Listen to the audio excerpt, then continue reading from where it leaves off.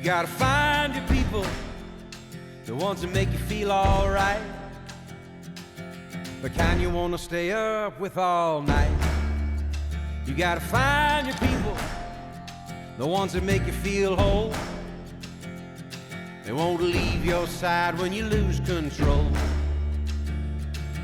The ones that don't let you lose your soul. Hey everybody, welcome to this week's podcast. I'm Josh Vietti, and I am with Nicole Dickey. I am with my dad over there, Pastor Ron Vietti, and Vincent Sierra, and we are the Off the Mountain crew. We started this podcast a few years ago after a men's retreat, and we were up in the mountains, and we said, you know what, we got to keep this fire going. It was a really good men's retreat. I remember we were really excited about it. We said we got to keep the discussions that were started this weekend going.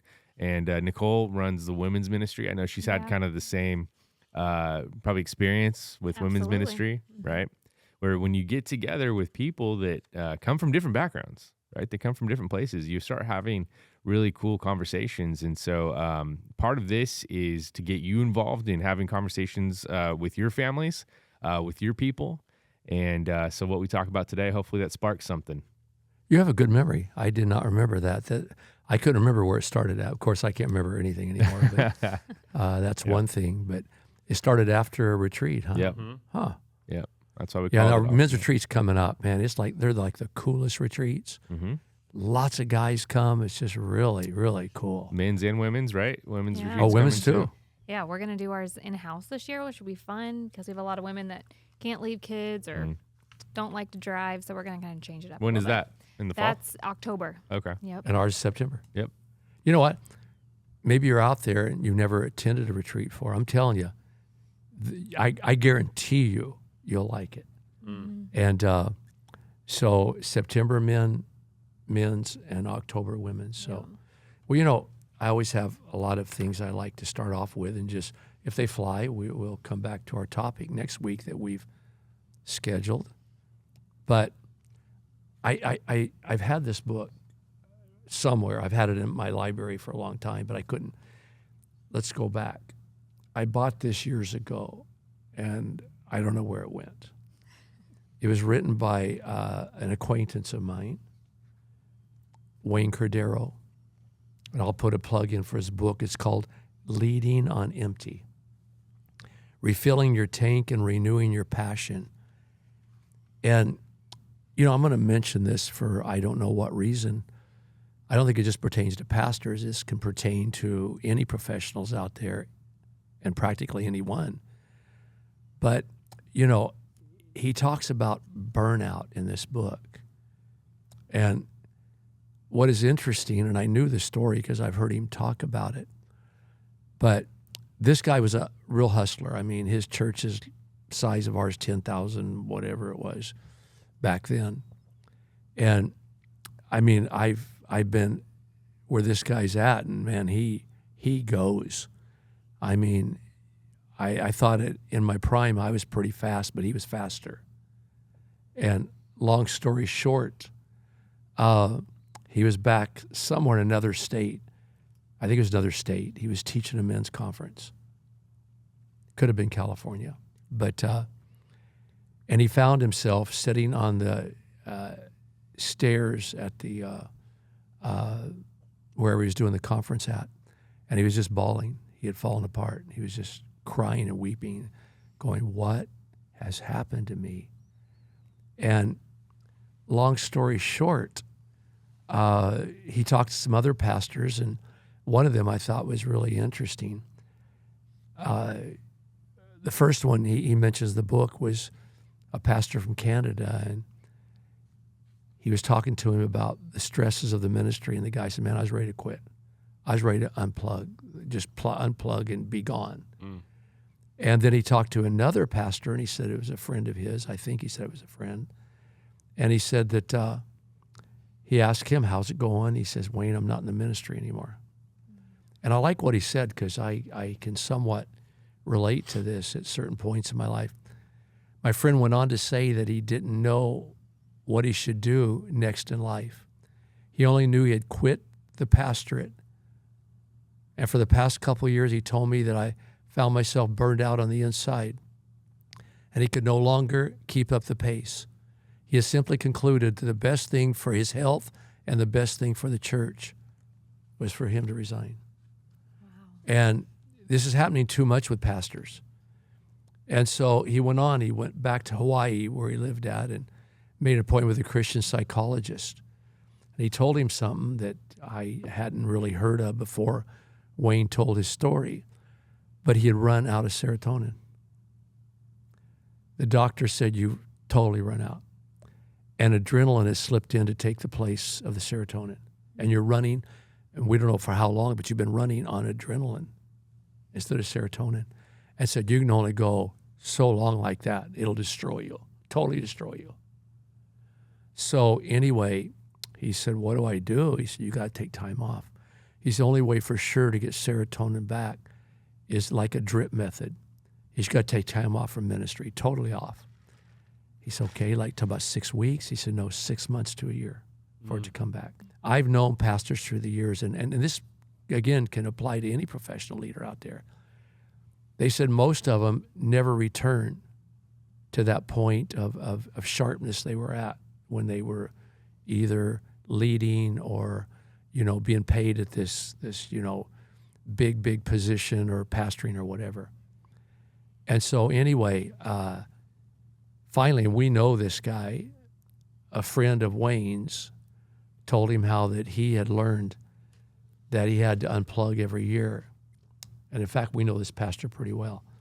And he said that how he had to spend time at a California coastal retreat run by Catholic monks on the California coast. And so he said, I signed up. He said, first I thought that's way too drastic, but I signed up.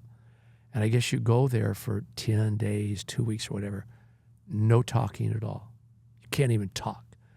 When you go in wherever the administration place or whatever, when you get there, it'll have a sign, your room is, nobody talks to you. And he said that coming off this adrenaline he'd been hooked on forever was like coming off heroin.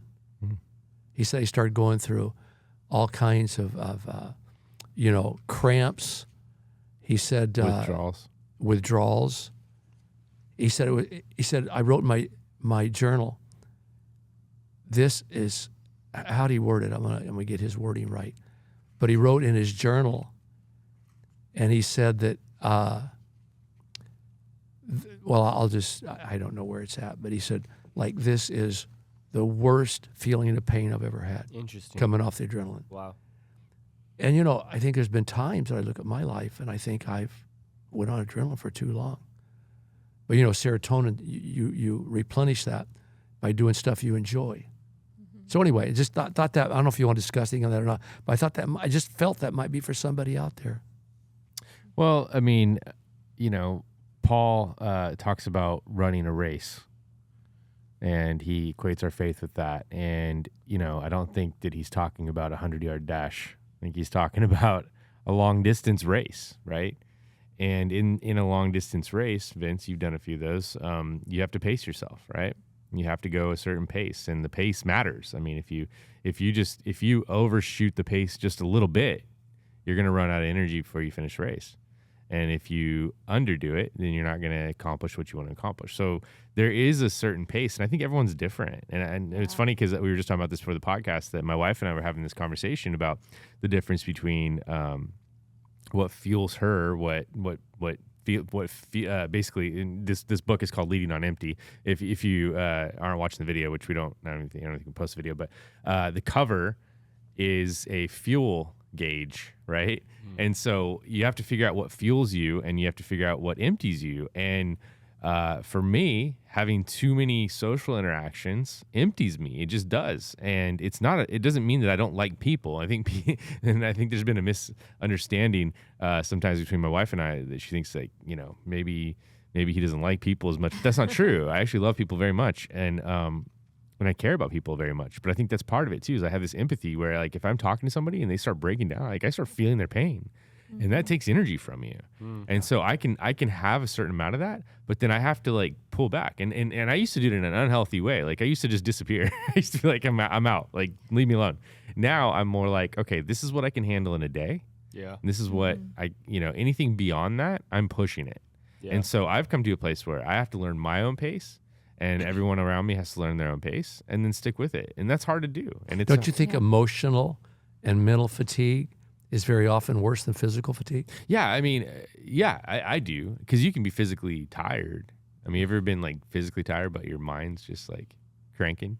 I just read a meme. I think I told you on Sunday that said, my mental health needs to go on a run, but my physical health won't let it. Right. Yeah. Right. It's just like, because the two are way combined. Yeah. I'm not an expert in running, but one of the things they do talk about in long distance running or in just running in general is being aware of your heart rate too. Because if you get into a zone, basically, if you break like 160, your body breaks down way faster, and you're not able to do as much, and you'll fatigue way faster because of where your heart rate's at. Yeah. And I think a lot of times, we do too much too fast. Like we get excited about something, and like you said, we do everything up front, and we put all our energy into the first 10 days of something, and then we deplete ourselves so we can't finish the rest of the 20, in a month or whatever. And so doing too much too fast, I think, too, can deplete you. And you may have a lofty goal, but if you come in too hard, you'll never get there. Yeah. Well, here's the problem, and I think all four of us might qualify. Type A personalities. They're the ones that are prone to it. And I'm telling you guys this because you're not at my age, but you got to make sure this doesn't ever happen to you. Pastor, I think you've practiced this so well over the years. Like you always took a couple months off every single year. And I can probably speak for all of us here, but like working with you for 15, 16 years now, every August when you came back, we were all like holding on to our seats. Like we were so nervous, like what is he going to come in and change? Because you came back in with this like vibrance every August, and you still do. And I think that because you literally rested. Yeah. I mean, I think there's the importance of actually resting. You look at the biblical value of just rest. And it's not like you're not doing Nikki, anything. You've been with us 15, 16 years. Yeah, it'll be 16 years. Let me tell you how Nikki got hired at our church. This had to be God. And you are a gift. My wife and I both say, Nicole is a huge gift. All you guys are, but especially her. Yeah. Especially her. Sorry, guys. And, but you know what? One day, Josh, I don't know if you remember this or not, you told me, there's this lady in our church, she married a doctor. I think your husband was a doctor or going to be. And said she used to be the assistant of a guy that was pretty high up in the religious circles. And he said her name. He said your name, Nicole. I don't know if he said your last name or not. And immediately I go, we're going to hire that lady. We're going to hire her. And I don't do that. I didn't even know you. I said, we got to hire her. I just feel like God's saying we got to hire her. And here I was, like I had just graduated with my master's in seminary. I had moved to Bakersfield because John was in residency, and I was like, I've never not worked in a church. And I had to go get like a normal job at a college university just doing their like career advising stuff. And I'm like, oh Lord, I just want so badly to work at this church because I had been just attending and loving it. And then you called me and I was like, praise God. Answered my prayer too. That was the easiest hire I've ever had. But 16 years. But every August, you've always come in with this renewed vision. And I think something is said about... Because with Josh and Vince, it was totally opposite. We need to bring them on staff. I go, I don't know. I think about this one. But with you, it's automatic. Fair enough. It's funny. Something else I want to go into. And is there any more things you want to say about, like I told a guy today, it came in a conversation in the gym. And I told him something about the running out of serotonin. He said, I've never even heard of that. And they started taking notes going, oh my goodness. But I think that well, like right now, I feel bad because there's certain things on my list that I haven't gotten to for weeks. And it bothers me. Yeah. It really does. But then on the other hand, there are certain creative projects that I believe are from God that I should be working on. And so at some point you have to just kind of throw it into the same bucket and say, God, I need you to help me prioritize this. Yeah. And I know that sounds kind of cheesy, but it's true. Like we need to figure out like what is it today that I need to be working on, and then be okay with the rest. Like just falling in the place where it falls, And ambition is good. It's not a bad thing. Yeah. But it can easily blind you and get you caught up in things that you wouldn't normally get caught up in because you think those things are important. Well, I think they might not be. I think and I'm speaking for us especially, I think Vince and I would become candidates for this a lot more. I mean, Josh, you are a go-getter, and Nikki go-getter. But I think him and I might have the tendency to go out of bounds more, just A disease. not controlling our energy. Not controlling our energy. Oh, yeah. And Well, I've had to I've had to pace myself because I've gotten way off course. Something that's helped me a lot, and it's funny, it's like through gardening, of all things. But gardening. I know, well, not like gardening, like growing flowers and stuff, but just taking care, lawn care. You I see, only- I see an older lady with a hat on. Yeah. No, I guess You that's only the wrong grow term. man plants. I don't grow any plants. I'm just ripping them out. But where I live, we get a lot of weeds, obviously, Yeah. right? And there's a lot of illustrations here, but there's also grass in there. And so you can't just go over and you'll kill the grass by just mass mowing it, right? So you have to go in and manually pull the weeds. But sometimes those weeds will get way out of bounds. And, you look at it and you're like, I just don't have time for this. And then you leave it and then you come back and there's double the weeds. And then you're like, I just don't have time for this. And then it compounds again. Oh my goodness. And now you find yourself like just overwhelmed because you just have too many things and you just let it grow out of control. So what I have found is that when I do have time, when I wake up early in the morning, I can get out there and I can pull 10 weeds. And that over the next 30 days will have a huge impact by the end of the month of how many weeds are there and how many weeds aren't there. And so I think we let weeds grow up in our lives. We let things grow up in our lives and we don't handle them today. Like you said, I love that you said, Josh, we don't handle them that day. And because we don't handle them that day, they grow massively out of control in 30 days. And in 30 days, we end up just fatigued or numb to it, or we just can't control it. And, so doing a little bit today, you might have a huge list, like Josh said. I know I have a huge list, but doing a little bit today can go a long way. And it will help you from burning out, I believe. True. Yeah. Well, I'm going on vacation here right away. And Debbie said, what are you going to do with yourself? Because you get very nervous when you don't have something to do.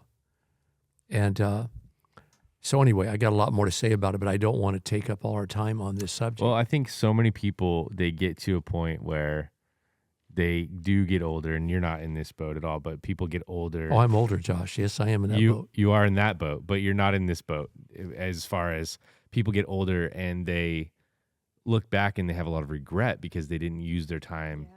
They didn't use their time on things that were in their heart. They used their time on things that were emergencies for other people. Yeah. Yeah, that's good. Like other people, you actually told me this years ago, Dad. You said you got to prioritize your life. If you don't, somebody else will for They you. will. They will. And it's true. It's true, man. Like there's always other people's emergencies for us to work on. Yeah. There's always going to be something. Yeah. And as much as I hate the fact that I can't help everyone, I want to help everyone. I got to remember that Jesus stayed focused on his mission and probably walked by a lot of people that wanted his attention too, and wanted something from him, but they didn't realize that they could get what they needed if they just sought the Lord where they were at. You know what I mean? Like they didn't need that special attention. Does that make sense? Like they didn't need what they thought they needed. Everyone has what they need. They have it. But they think they need a specific attention, or they think they need a specific. I'm thinking of something specific right now. That's why it's hard for me in to all explain this without reality, saying what I'm thinking about. In all reality, could we say that as Christians who are trying to follow Christ, if you are burning out, obviously you're doing things that you shouldn't be doing. Because God wouldn't call you to do more than what you're capable of handling. Yeah, I agree. And have you guys ever had something you had to do? It was like a job, like something you had to do. Like let's say go back to school, term paper is a good way to think of it. Everybody can think of this. And you need to do it, and there's a due date, right? Yep. But you'll do 50 million other things up to that point to where you just know you have to do. And it's procrastination, right? And so many of us, we will add things onto our plate just so we don't have to think about the other thing. But we don't realize that the other thing is, like you said, like weeds. It's going to be there tomorrow. And then you're going to carry the weight of not doing that thing from today to tomorrow as well. And it's going to compound. Like just like a savings account compounds or an investment account compounds, so does stress. Yeah. It does. Yeah. It does. And we don't realize that. Yeah. I've learned to say no a lot better as I've got older. Yeah. And allostatic load. I've talked about that before, but it's the stacking of stressors. yeah. that ends up little things that one thing alone is not that big of a deal. So you think of it and you think that's not that big of a deal. I can wait on that. But when that stacks on top of something else, on top of something else, on top of something else, it's like putting rocks in a backpack. Yeah. One rock, no big deal. 2 rocks, okay. 3, okay. What happens 4, in marriage? And then all of a sudden you have 50 rocks in your backpack and you're like, It happens Yeah. in marriage a lot. We let stuff compile and we shouldn't. But like, I don't know if you've ever heard your spouses say this, but Debbie did a way back. She's a lot better now. But you do something wrong and to you it's trivial. And you know what? I'm so mad at you. You go, mad about that? And furthermore, and they start talking about things that stacks. stacks they haven't dealt with. That's true. And you go, you let it stack up. So That's true. this one here, I'm going to kind of change the subject. Thought this was intriguing. And I think it's something important for us to hear. It says, people who grew up, this is on BuzzFeed, people who grew up poor are sharing the things middle-class people say that prove they've never had to struggle a single day in their privileged little lives. And it really woke me up a little bit. For example, the first one was, just find a job you love, then it won't feel like work. And I go, yeah, easy for you to say. There's no Right? such thing. And I like this one. This really got me thinking. You should go to the doctor. Well, I'd really love to. For a lot of things, I like to go to the doctor. But even with insurance, there's no way I can pay $5,000 Yeah. for the deductible. I can't pay it. Yeah. I can't go to the doctor if I wanted to. Insurance. We I was never talking to think my wife about this that. morning about it. Insurance is a scam. Oh yeah. Straight up. It's a scam. They somebody said the other day, they wrote it, and I don't know if it's true, and it depends on the person. And we've talked about this before, Vince, where like this person was like, I stopped paying my insurance premium and I just pay cash when I go to the doctor, and they give you a discount if you do that. So they said they spend a lot less money. But then you said, but when something big happens, What are you gonna right? do? And Yeah. that's what we're all worried about. Yeah. Like the big It's like car disease, insurance. the big Yeah. thing. You could take all the money you save on car if it wasn't, in California, you have to have it. But if you just saved all that money, you'd probably be able to buy a car at the end of every year. You know how Yeah. much car insurance is in Have you guys heard of California. these like Christian insurance companies, but they're not insurance? They say they're not insurance. When you have a wreck, they pray for you. pretty much. No, what it is is wild. it's That's funny. wild. They have these ads on the radio. They're just like they're like it's not insurance, it's a ministry. And what it is people pay into it, and if somebody gets hurt, they give them the money for it. I'm like, that's insurance. What are you talking about? That is insurance. You call it by I had a wreck, and then I'm going to turn in this claim. Oh, no, we just pray for people. That's all we do. We're Christian. Sorry, there's no money left because Jerry keeps getting in wrecks. Wow.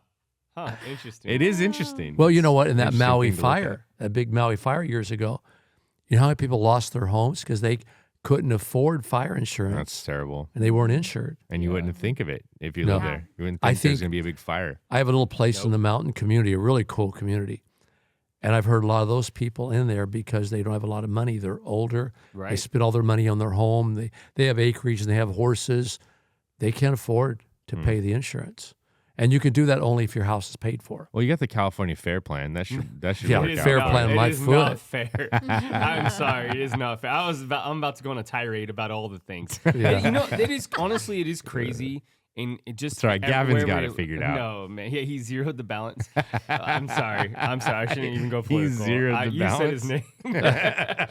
No, it's all right. In California, it's crazy to me with the fair plan, with the fire insurance, and then you have property taxes Mm-hmm. and all these things. I feel bad for people that are retiring, like you said, that bought these homes and, they thought, hey, we're going to be able to retire. How could you retire when you have property taxes and fair plan and all That's these rough. things? And then you have to throw caution in the wind Yeah. and say, like, if my house burns down, 'cause like you said, Pastor, like, what can they do? Well, Dad, I was thinking about this, Dad. You are semi-retire mode, but not really retired. I mean, you're still working quite a bit. Grandpa, your dad, retired at what? Oh, gosh, he wasn't very old. My brother neither. Was he in his 50s or Probably maybe 60s? 55 to 60, yeah. Yeah, so young. And I was Yeah. thinking about that. And I was thinking they could back then. And he lived a very, very humble lifestyle, Yeah. But still, it's like, that's not even an option. No, it's not an option. And for people, and it's getting worse for people my age. It's like, I just have already accepted I'm going to work till I die. That is what it is. You know what I mean? It's just Yeah, I'm in that boat too. Hannah Yeah, goes, you doesn't know, even know we talked about it retirement. the other night, and I just started laughing. I go, babe, I'm gonna be 90 years old doing something, right. and she just is like, what? that's right. Well, You're gonna my- live till you're 90? We'll be doing it together. I'm so wired. I told Debbie, if I retire, you know what? I'll be volunteering to do everything I'm doing now. Right. Mm. Yeah. And I need a salary. But another one I thought was very interesting said, people tell me, just ask your parents for money. That was a phrase my upper middle class roommate used all the time in college. Dude, they don't have any money either. I can't ask them for money. They That's don't funny. have any. Just ask your parents for money. But, you know, these things we're not thinking. Yeah, and so I there's a few more listed, but yeah. So I don't know, but anyway, we have a lot of poor people. Well, we in had our Vince and I church. had a friend in high school that had a real easy way to tell if somebody grew up poor versus rich. I don't know if you remember this. Oh Vince. yeah, I know exactly But what you're gonna say. it's It how has you to do ate, with how you chicken. ate a chicken wing. Yep. If you left meat on it, you're rich. That's funny. That's so funny. And it was true. He We would could- stick the whole thing in his mouth and pull it out, and there'd be a bone. Yeah, I don't even know how he did it. It was impressive. I've seen people do that. It was impressive. Well, you know, He's like, "This is you gotta survive, man." here's another one. Honestly, having parents at home growing up, my parents were never home because they had to work, both of them, all the time. Yeah. And then my friends come to my birthday parties. It says, and why aren't you having a big birthday party? Because my parents couldn't afford it. They couldn't afford anything. That's so sad. With kids, it's so sad because they don't know. Like it's like they're being compared to these other kids, and like I think of sports right now. These parents are yeah. some of these parents are like a lot of parents are putting their kids in like these club, like they're playing all these sports, and then these other kids that can't afford it. It's just so sad, dude. I'm like, how can we, you know, we've talked about that before. Yeah, about how having- can other kids compete with them? yeah, They're getting all this professional training, and Yeah.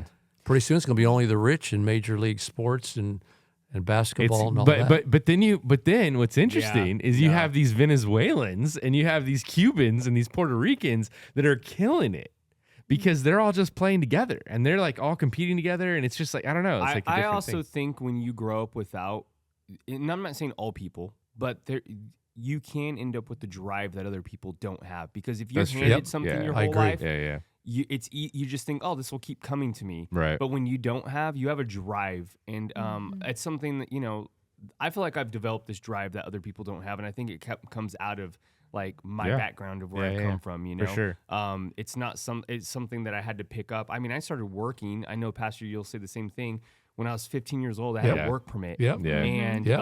and then I would spend, you remember this, Josh, I would spend my whole summers not with my friends, Yeah. working with my aunt through the summer to get money so that I can come back and buy new school Right. clothes, because I knew my parents couldn't do it. And Yeah. you know, if I wanted a skateboard, I'd have to pay for it myself. So I worked Yeah.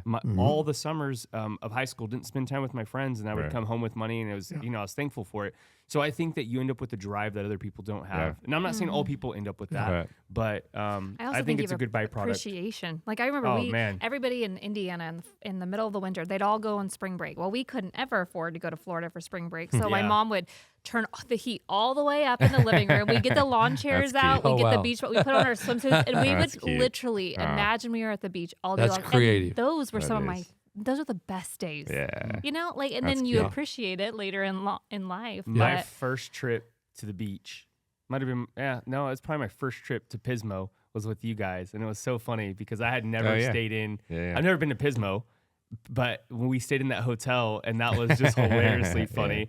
I mean, I was having I was like, is this how all hotels? Tell us about what's funny in the hotel.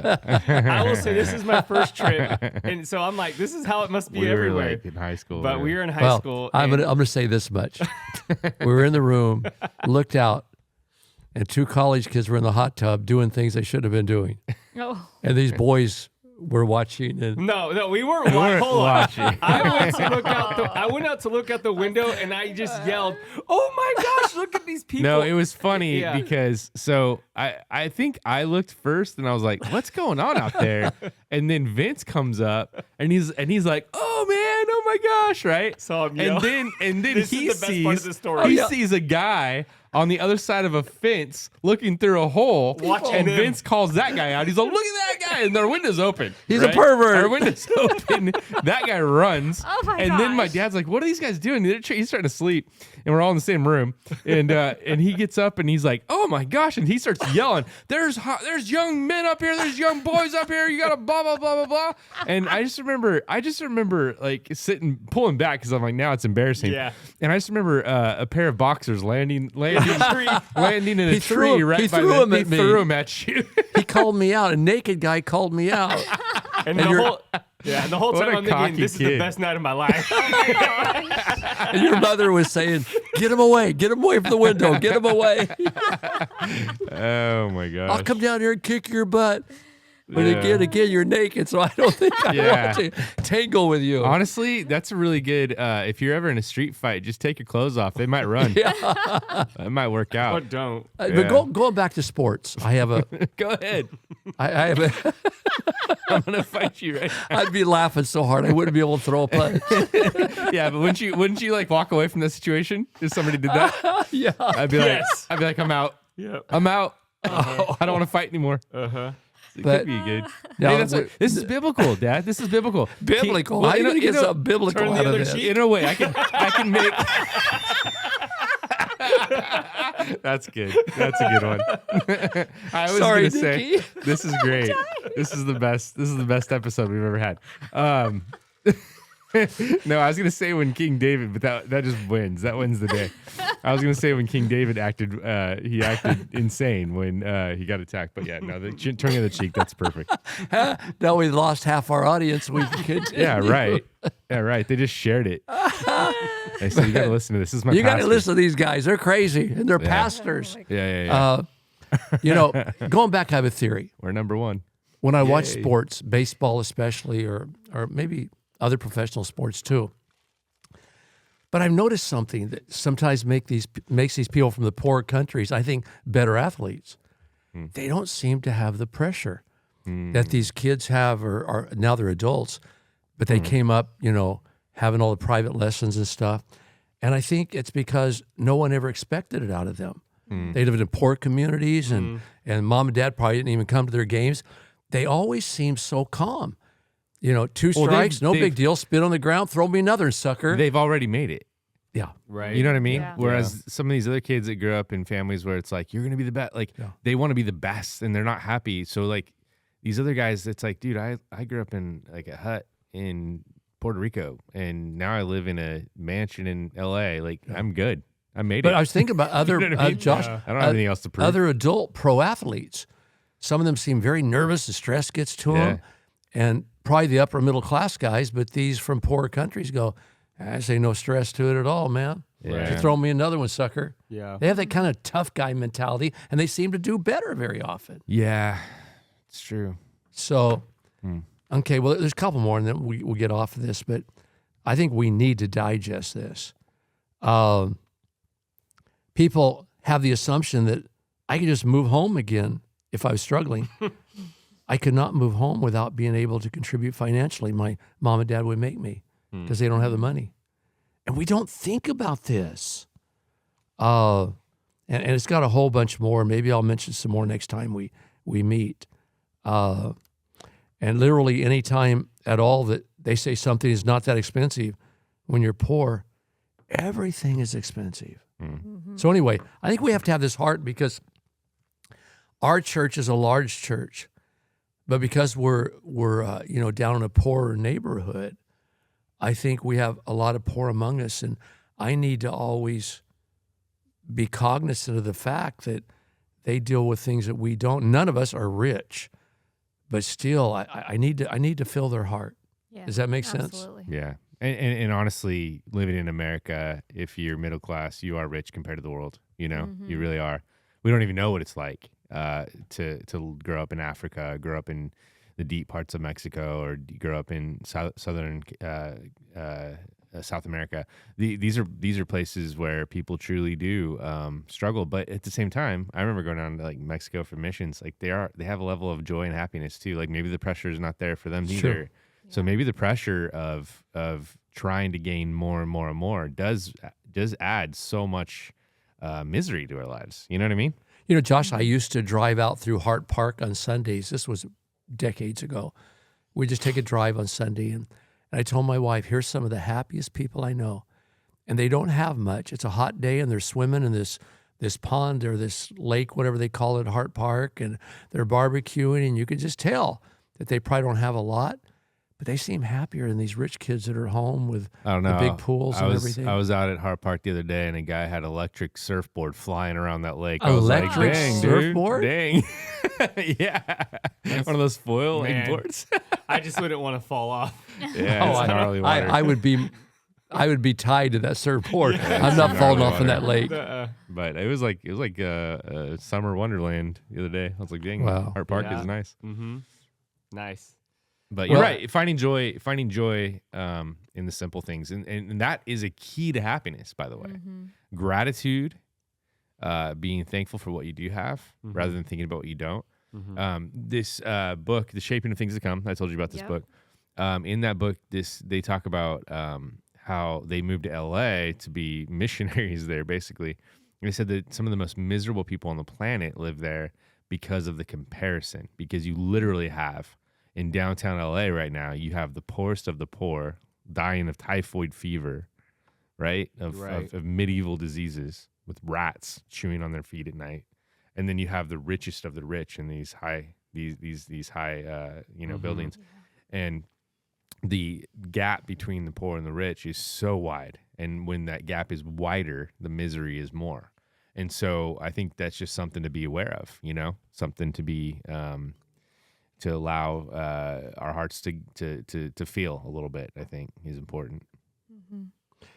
Yeah. You know what? I'm telling you, I think this pleases God if we keep in our mind the fact of what some poor people go through. And especially as pastors, we don't like to turn people down.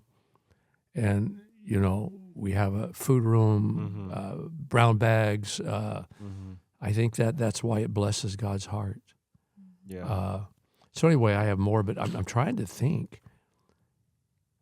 I really don't know if we want to get into our topic today. It's kind of lengthy. We could just save it for next week and have a shorter podcast. I don't think there's any rules against that, is there? There's not. No, I think that we didn't even say what the topic is, right? No. We didn't. So we won't say it. Don't say it. Till next week. Well, I was going to see, the phrase, when people use the phrase around me, annual vacation. Annual vacation? I've never had a vacation in my life, the poor person says. And I think we have to be careful.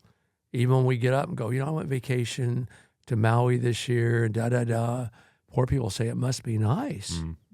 It must be nice. My dad is 65 years old. He's working in the fields.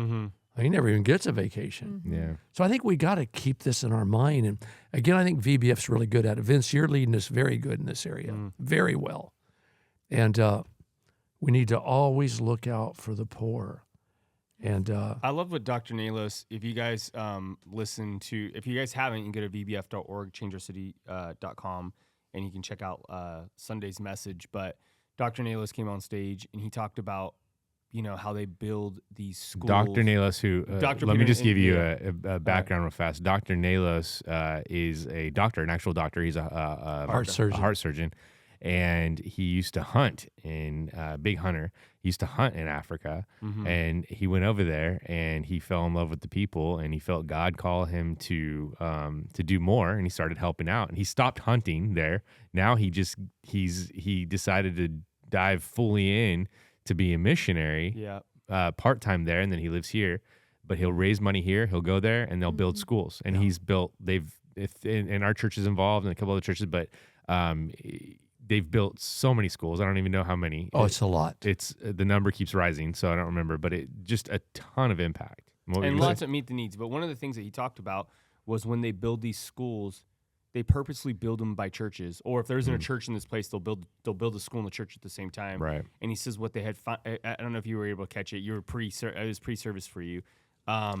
What they found was that when they put the school next to the church would grow tremendously because they were meeting the need. And once Yeah. they met the need, they realized they needed that need was coming from the church, and then they were able to then they were changing generations. They were having kids that now are having kids, and they were ended up in the church. And so So I cool. just think, one of the things that sometimes, I'm not saying all churches do this, but sometimes as a church, we overlook the need. Yeah. We can overlook what is actually the need. Yeah. And when you do that, it's like it's hard for people to see what God is doing in their life if the need is so heavy. That's true. Let me come back to yeah. the backstory.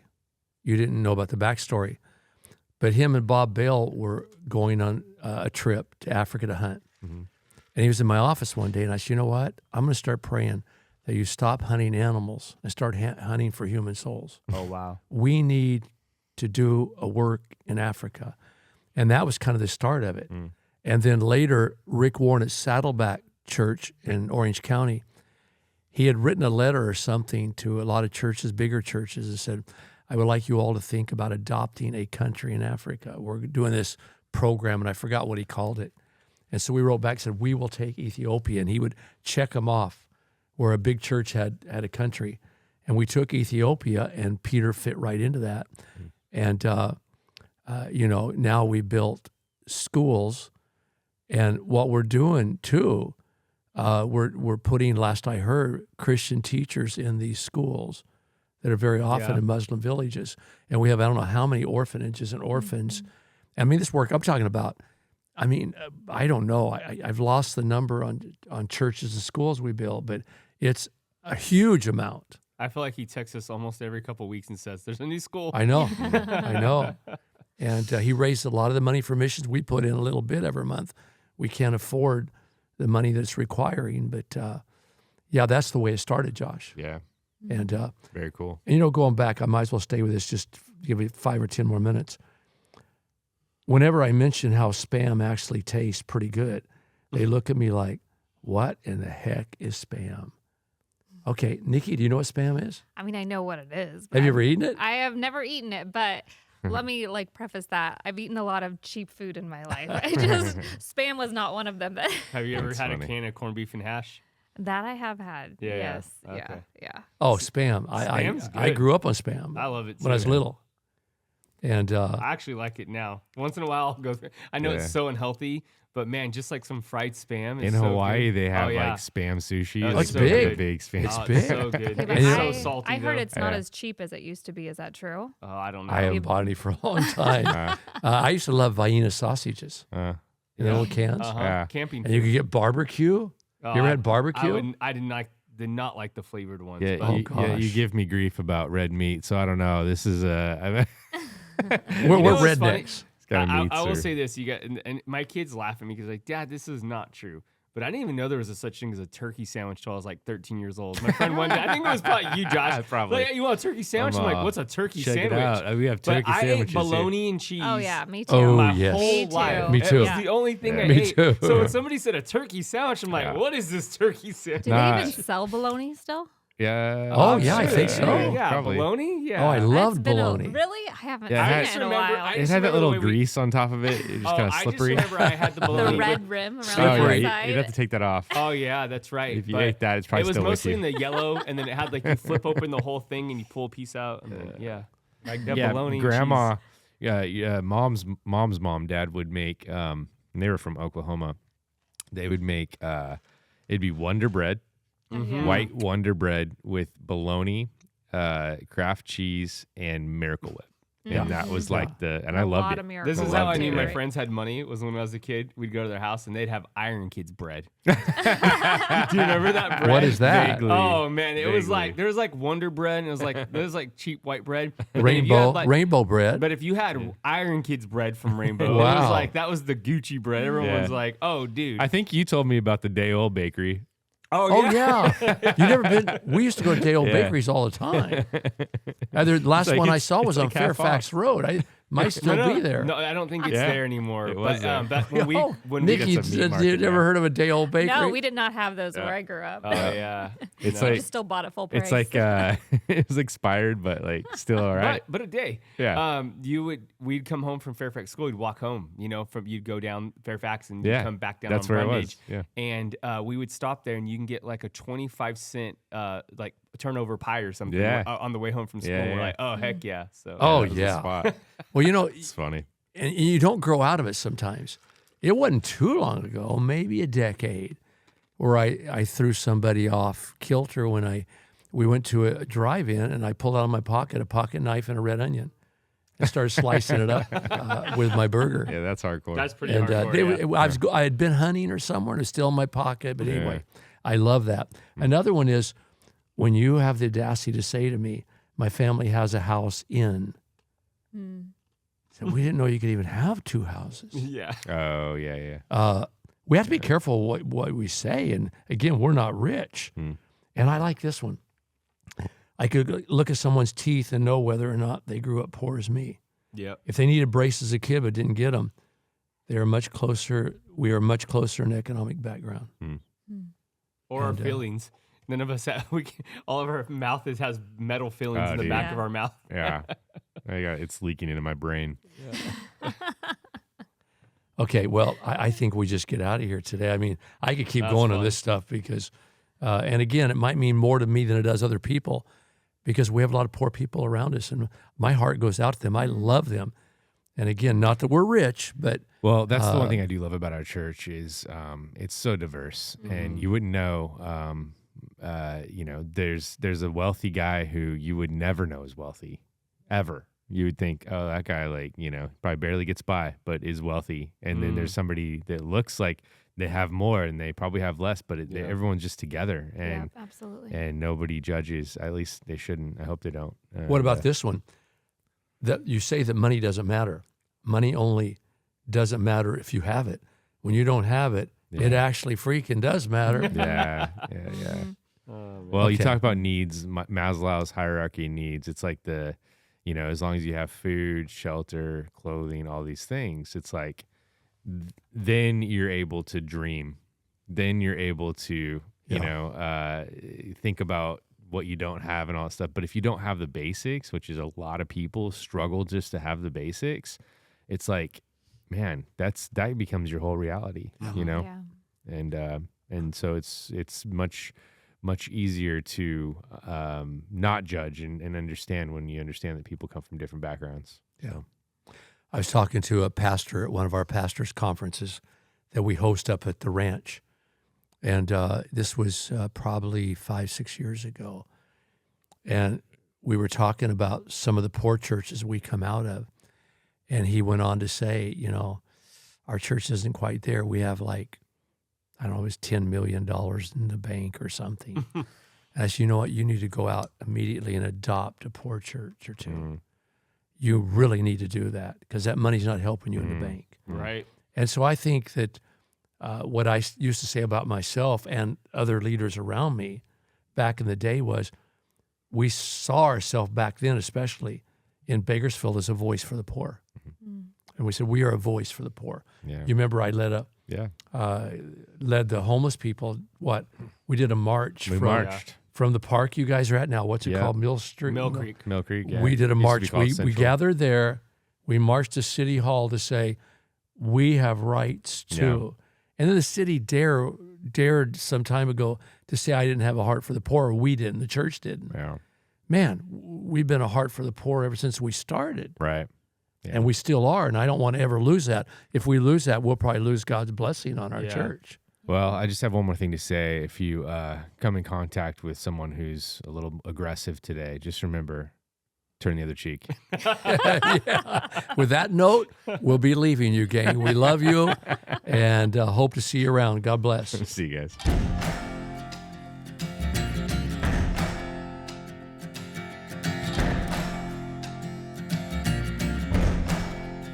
You gotta find your people, the ones that make you feel alright. But kind you wanna stay up with all night. You gotta find your people, the ones that make you feel whole. They won't leave your side when you lose control. The ones that don't let you lose your soul.